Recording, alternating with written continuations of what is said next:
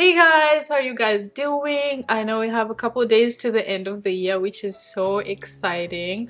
I don't know why I have this really warm fuzzy feeling about 2023. Something just feels like it's going to be a big year. It feels like it's going to be great. A lot of big things are going to happen. I don't know what those things are, but I'm excited and I feel it in my heart, and I hope that my positivity can radiate to you if you are feeling scared or anxious about the upcoming year. I'm excited and I can't just wait to see things unfold. One of the best things that I did for myself in 2022 was to read more. And that didn't happen in the earlier years of the year, early months. Wow, earlier months of the year. But later, like after August, I was just reading a lot, and in total I've read 13 books in like 6 months, which is impressive. I didn't read as much like in my adult years. I don't think I ever finished maybe 2 books in a year. So this is a record and I'm so excited. I have a new goal for 2023. I'm gonna make a separate video on that. But of those 13 books that I read, 3 of them I think had the biggest impact on me in terms of like growth and mindset and like just really feeling like validated. And those 3 books are the books I'm going to share here. I think for 2023 I'm going to do a book segment of this channel where I will be sharing like some of the books that I'm reading.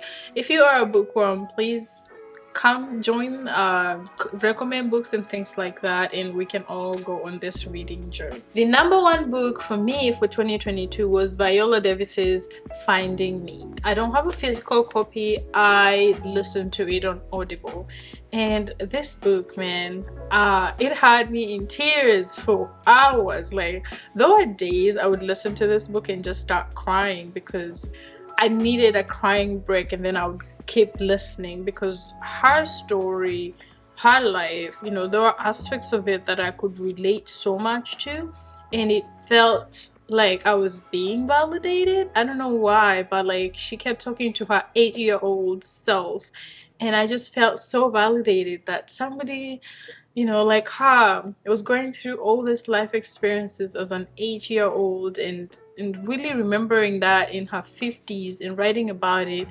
And me, who grew up somewhere totally different, like feeling like I could relate to that, it really validated me. It also really showed me the importance of just like keep like just going. Like you know, life can be crazy sometimes, and you don't have to intentionally choose to keep going, but you just have to have this mentality that no matter what happens, I have to keep going. I have to keep chasing my dream. I have to really keep chasing this passion that I'm excited about and that I know is the right thing for me.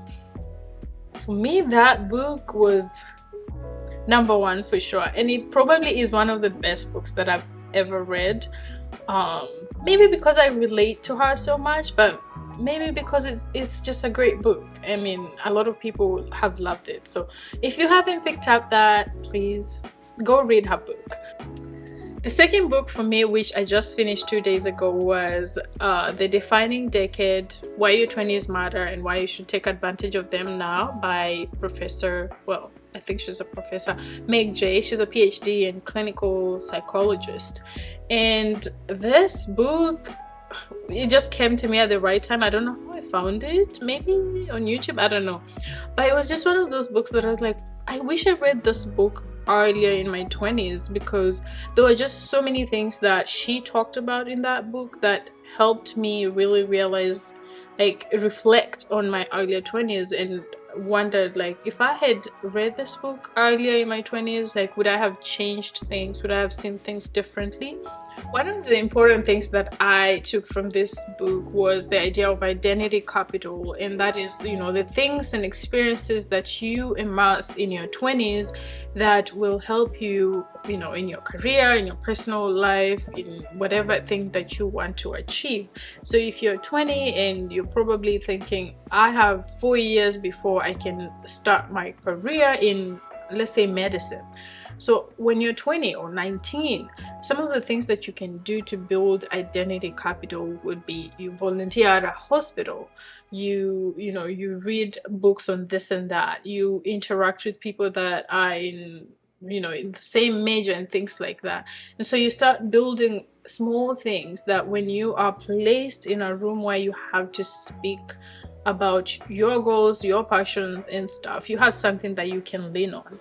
You cannot be thinking about going into a field like, let's say, medicine, and all the experience that you have is probably just, I don't know, being a barista, which there's nothing wrong with being a barista, but if you can align your experiences earlier on to what you think you want to do, then you are able to build your identity capital. The last book is The Psychology of Money. I hope you guys really anticipated that, because I like to talk about money and talk about personal development, personal finance on this channel. So I kind of had to share a book that speaks to that. But if you haven't read this book, I don't know what you're waiting for. Make it your top read for 2023.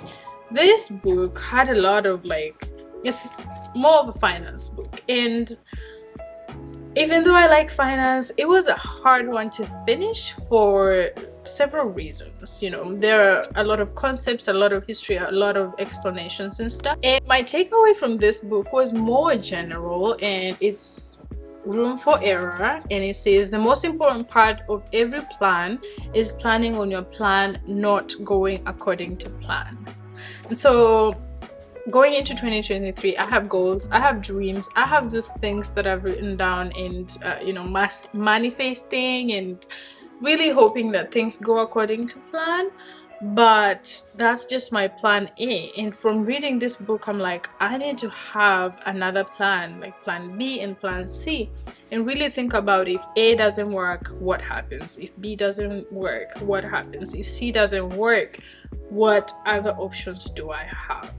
Most of the times I set goals and I hope that things work according to the plan, and I have to say that 2022 has been great. A lot of things worked according to plan, but going into 2023, I am really taking a step back to really think about, what if things don't go according to the plan that you have? What other options do you have? And thanks to this book, I am reminded that the most important part of any plan is the amount of room for error that you have left.